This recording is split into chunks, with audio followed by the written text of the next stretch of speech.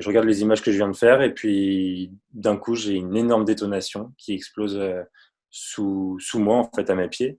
Ouais, c'est l'effet d'une petite bombe, en fait, hein. Ça fait très peur. Valentin Belleville est photojournaliste. En février 2019, il couvre un rassemblement des Gilets jaunes à Toulouse. Il se trouve place du Capitole, entre des forces de l'ordre et des manifestants qui lancent des projectiles. À ce moment-là, ça a été un peu le chaos parce que il y a eu cette première grenade et puis immédiatement, il y a eu des dizaines de tirs de LBD qui étaient dans ma direction. J'ai eu une très vive douleur sous la fesse droite et en fait, voilà, j'avais un très gros hématome et j'étais tellement sur le cul en fait, je sais pas trop quel sentiment j'avais à ce moment-là. C'était beaucoup de peur, beaucoup d'incompréhension, beaucoup de colère aussi. Pourquoi moi? Pourquoi? Qu'est-ce que j'avais fait de mal? Qu'est-ce que j'avais pas fait ou trop fait? Est-ce que j'étais vraiment visible en tant que journaliste? Est-ce que c'était une volonté délibérée de viser la presse? En novembre 2018, le journaliste David Dufresne commence à répertorier sur Twitter les victimes de violences policières. Jusqu'à aujourd'hui, il compte parmi elles 126 journalistes en vert sur l'infographie. Les blessures sont diverses, à la tête, dans le dos, à la main, aux membres supérieurs et inférieurs, aux parties génitales, etc. Couvrir une manifestation, c'est devenu de plus en plus dangereux, et pas seulement dans certains pays, mais également dans des démocraties. Il n'y a pas que les conflits armés, les épidémies, les catastrophes naturelles. Les manifestations sont aussi une situation à risque, et elles sont de plus en plus nombreuses. En plus des blessures, David Dufresne dénombre 194 intimidations, insultes et entraves à la liberté de la presse. Les violences sont telles qu'un collectif a vu le jour en novembre 2019. Les Reporters en colère, le REC. Ils dénoncent une répression policière et des entraves à l'exercice de leur métier. Le 5 décembre dernier, ils ont défilé au début d'une manifestation contre la réforme des retraites.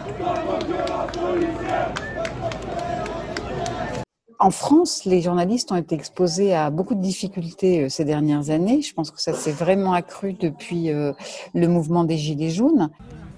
Mais les violences envers les journalistes ont commencé bien avant les Gilets jaunes. Pour Annelise Ruprecht, rédactrice en chef adjointe de BFM TV, la violence est apparue en 2012. Ça a commencé avec les manifs pour tous, en fait. Après, il y a eu les bonnets rouges en Bretagne aussi qui ont commencé à cibler les journalistes de chaîne info. Mais le climax, ça a été évidemment les Gilets jaunes, quoi, qui estimaient qu'on déformait la réalité. Alors d'où proviennent ces violences? En partie de la position des journalistes sur le terrain. Ils se retrouvent bien souvent entre les manifestants et les forces de l'ordre. Ils sont alors à la fois exposés aux violences policières et à la haine de certains manifestants. Si on est dans une action vraiment violente de maintien de l'ordre, on ne peut pas non plus permettre aux journalistes de venir trop près de nous. Parce que d'une, ça les met en danger. De deux, nous, ça nous bloque un peu aussi dans nos manœuvres. Régis Debord est délégué national de l'UNSA Police. Pour lui, les blessures des journalistes sont toujours accidentelles. C'est une histoire de bon sens. Il y a des sommations qui sont faites. Donc les journalistes, en théorie, ils savent qu'il va y avoir une charge. Donc c'est aussi à eux, des fois, ils devraient en tout cas s'écarter. Pourtant, Rémi Buzine, reporter chez Brut, assure que les journalistes sont parfois directement visés. Il y a des journalistes qui ont été blessés par des violences policières, ciblées. C'est-à-dire que moi j'ai déjà vu des journalistes frappés par des policiers en prenant des coups de matraque alors qu'ils étaient parfaitement identifiables. Là, c'est des choses qu'on ne peut pas tolérer. Et c'est d'ailleurs ce qui est arrivé à Valentin Belleville. J'étais très identifiable comme journaliste. J'avais un casque avec marqué presse de tous les côtés. J'avais un brassard aussi presse. J'avais pas le visage masqué, donc il n'y avait aucune volonté de dissimuler mon identité. On parlait des violences policières que certains journalistes ont pu avoir, mais il y a aussi eu des équipes de journalistes qui ont été ciblées par rapport aux médias qu'ils représentaient. Les chaînes d'information ont été énormément ciblées durant le mouvement des Gilets jaunes parce qu'il y avait des manifestants qui rejetaient le traitement qui était fait de ces manifestations. Gilets jaunes et des forces de l'ordre, puisque à de nombreuses reprises,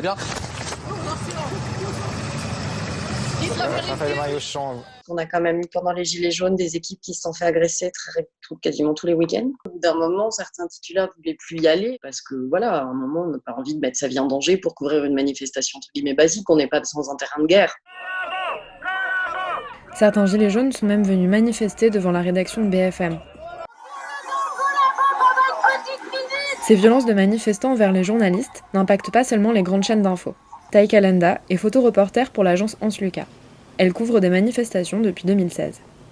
Avant, je me sentais sûre dans la foule, en fait. Je me sentais à l'aise dans la foule. Depuis les Gilets jaunes, ça a vraiment changé.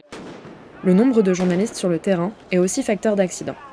On a beaucoup plus de journalistes qu'il y a 10 ans et on a aussi plus de journalistes précaires. Et donc des journalistes précaires sont des journalistes qui sont moins formés, qui sont moins expérimentés et donc plus exposés et qui aussi, le fait qu'ils soient indépendants et qu'ils ne soient pas membres d'une rédaction, vont aussi prendre plus de risques. Ils vont rester plus longtemps dans les manifestations. Quand je vois les manifs, il y a les CRS, les manifestants et 1 million de photographes entre les CRS et les manifestants, souvent beaucoup d'amateurs. Du coup, se comportent aussi d'amateurs et font des choses que tu ne devrais pas faire, qui énervent beaucoup les flics et c'est pour ça aussi qu'on se fait tabasser parfois. Et cette multiplication complique parfois le travail des forces de l'ordre. D'une, il faut faire attention à ne pas blesser les journalistes. De deux, forcément, ça bouche aussi la vue. Quand on fait ce qu'on appelle un bond offensif ou une charge pour repousser les manifestants, quand vous avez du monde devant, déjà d'une, ça retarde la manœuvre. Et ça peut être dangereux et pour nous et pour les journalistes. Pourtant, le sentiment de sécurité des journalistes sur le terrain est essentiel pour leur assurer une réelle liberté d'informer. Alors qu'est-ce qui protège les journalistes sur le terrain ? La liberté de la presse, et donc la liberté des journalistes à exercer, est inscrite dans l'article 11 de la Déclaration des droits de l'homme. La libre communication des pensées et des opinions est un des droits les plus précieux de l'homme. Tout citoyen peut donc parler, écrire, imprimer librement, sauf à répondre de l'abus de cette liberté dans les cas déterminés par la loi. Et pour assurer leur intégrité physique, un matériel de protection est indispensable. Il varie selon les journalistes, mais tous ont généralement le triptyque casque, lunettes, masque. Et ça, c'est essentiel. Il faut vraiment que les yeux et les poumons soient préservés pour que tu puisses bouger. Et avec le temps, on a tendance à prendre plus de choses qu'auparavant. C'est-à-dire qu'on voit parfois des blessures qu'on a pu avoir ou d'autres collègues et on se dit peut-être qu'il faudrait que je protège tel endroit. Ça peut être des chaussures de sécurité, il y en a qui vont mettre jusqu'à mettre des protèges tibia, une coquille ou autre. En réalité, on pourrait s'armer de la tête aux pieds parce qu'une blessure peut arriver à n'importe quel endroit. Mais il faut essayer de trouver un équilibre, quoi. Parce que si on ne peut pas non plus venir en armure dans une manifestation, ça peut paraître surréaliste, mais on était arrivé à un point où on avait des journalistes qui mettaient des gilets pare-balles dans ces manifestations. Le problème, c'est que depuis la promulgation de la loi anti-casseurs en 2019, le fait de dissimuler son visage au sein ou aux abords d'une manifestation est puni d'1 an de prison et 15 000 € d'amende. Pourtant, une circulaire sur la dissimulation du visage dans l'espace public stipule que l'interdiction ne s'applique pas si la tenue est justifiée par des motifs professionnels. Mais dans les faits, il n'est pas rare que des journalistes voient leur équipement être confisqué. S'ils te voient avec un casque, ils ont tendance à te fouiller et t'enlever le masque, les lunettes, tout. Parce qu'ils peuvent te prendre tout et ils peuvent t'interdire l'accès en manif. Ils pensent que c'est dissuasif. Et effectivement, ça l'est. Dans les rapports entre journalistes et forces de l'ordre, le nerf de la guerre, c'est la carte de presse. Une situation qui met en difficulté les reporters indépendants qui n'en ont pas forcément.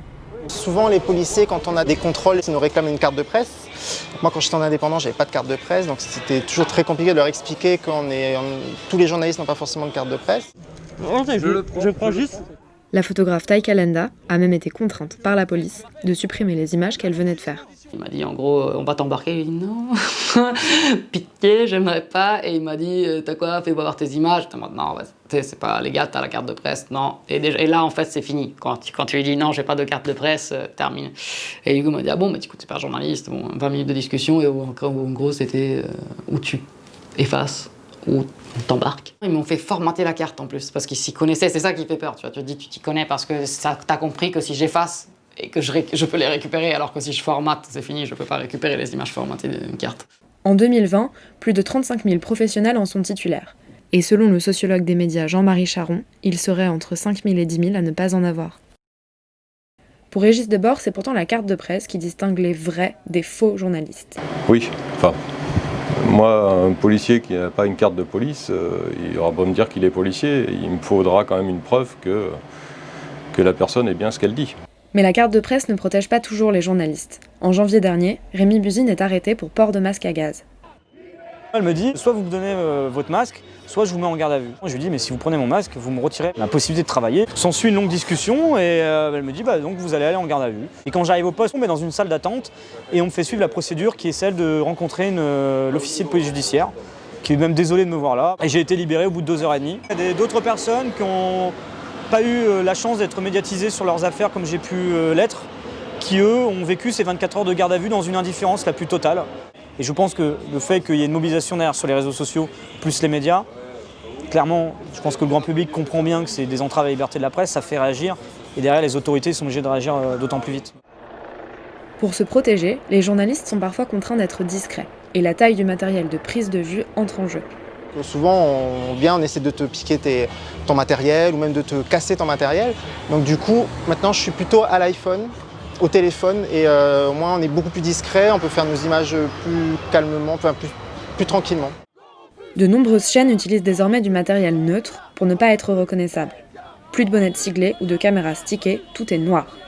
Et ils font aussi parfois appel à des gardes du corps. Ça leur permet de travailler dans un esprit plus serein puisqu'ils savent qu'ils sont protégés par leurs agents de sécurité. Ce qui est juste aberrant, c'est qu'on ait besoin de mettre en place tout ce système alors qu'on est dans un pays en paix. Ils ont systématiquement les agents de sécurité, le matériel neutre, etc. Je pense pas que ça les empêche de travailler, au contraire. Après, c'est déjà arrivé qu'avant un direct prévu, on puisse pas le faire parce que les APR, enfin les agents de sécurité, estiment que c'était trop tendu et les ont fait reculer, ou voilà, ça c'est déjà arrivé, mais c'est à l'antenne de s'adapter en fait. Là-dessus, on va râler sur le coup, mais on mettra jamais en danger la vie de nos journalistes. Certains journalistes ont également pris l'habitude de se mettre en retrait pour éviter d'être interrompus, voire même de faire les directs en hors-champ. Maintenant, quasi systématiquement, quand il y a une manifestation, on montre l'image et on n'a que la voix off du journaliste qui n'apparaît plus à l'antenne, pour éviter qu'il soit identifié, et s'il faut, même au téléphone, pour que ça soit plus discret. Parce qu'effectivement, au bout d'un moment, quand c'est toujours les mêmes qui couvrent les manifs, les gens les reconnaissent, quoi. Donc ils peuvent être pris pour cible. Mais toutes ces mesures ne protègent pas totalement. Malheureusement, ça fait partie des risques du terrain, même en étant très protégé, parce que c'est ses collègues qui ont été blessés, c'est pas des gens qui étaient négligents dans leur protection personnelle. Quand j'ai voulu y retourner la semaine d'après, j'ai pas réussi du tout à faire le boulot que je voulais. J'arrivais plus à faire d'images, j'arrivais plus à me positionner comme je le voulais. Et j'ai pas peur de me reprendre une grenade dessus. Et j'ai plus peur d'être éborgné en fait. Et même s'ils ne sont que témoins de blessures, ils en sont parfois tout autant marqués. Au début, quand tu commences, tu y vas un peu, tu es un peu fou, tu vas un peu là-dedans, tu n'y penses pas trop. Et au bout d'un moment, au fur et à mesure, tu commences à te rendre compte un peu du danger quand tu vois que certaines manifestations, il y a eu des gens qui ont perdu leurs yeux, qui ont perdu leurs mains, etc. Moi, jamais de ma vie, j'aurais pensé, en arrivant en France pour travailler, de voir des choses comme ça. Donc, à des moments, tu te poses la question, tu te dis, mais peut-être que c'est un peu risqué ce que je fais. Le côté psychologique, il est quand même à prendre en compte, parce qu'il y a quand même, je pense, un traumatisme qui est invisible, parce qu'on l'ignore, et je pense qu'on est souvent dans le déni, mais il est là. Ça, c'est un des trucs qui m'avait plus marqué, c'était un jeune qui avait ramassé une grenade, qui lui avait explosé dans le bras au niveau de l'Assemblée nationale, il avait perdu sa main. Moi, j'ai vu sous mes yeux le bras, avec les 100 mains, le sang partout. On a vécu ça quand même beaucoup. Je veux dire, à partir de la mi-décembre, dans les manifestations, il y avait quand même beaucoup de blessés graves. Il n'y a pas de suivi psychologique. C'est vrai qu'on y pense quand même, et on pense à ces gens pour qui la vie bascule.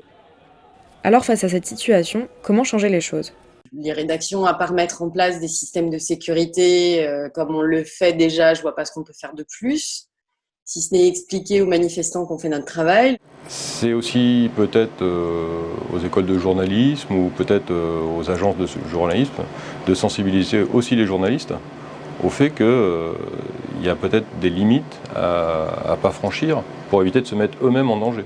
Nous sommes adressés en fait pendant de longs mois aux autorités qui ont évoqué en fait la mise en place d'un schéma du maintien de l'ordre sur la sécurité dans les manifestations, avec un désir de former en fait les forces de police sur le terrain de façon à ce qu'elles puissent être mieux préparées. Donc il y a eu plusieurs échanges avec le ministre de l'Intérieur pour évoquer en fait ce que nous relevions, c'est-à-dire des violences contre des journalistes sur le terrain. Ce schéma du maintien de l'ordre est paru le 16 septembre 2020, en plein montage de cette vidéo. Le ministre de l'Intérieur, Gérald Darmanin, assure vouloir permettre à chacun de s'exprimer librement et empêcher tout acte violent.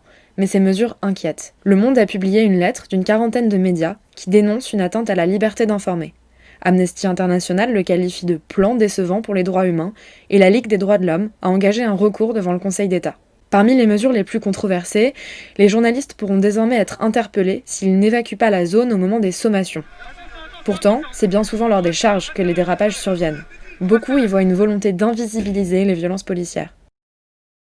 Le texte prévoit aussi un canal d'échange avec les journalistes titulaires d'une carte de presse accréditée auprès des autorités, ce qui exclurait du terrain tous les reporters indépendants. Et même chose pour l'équipement de protection, les journalistes n'y auraient droit que si leur identification est confirmée.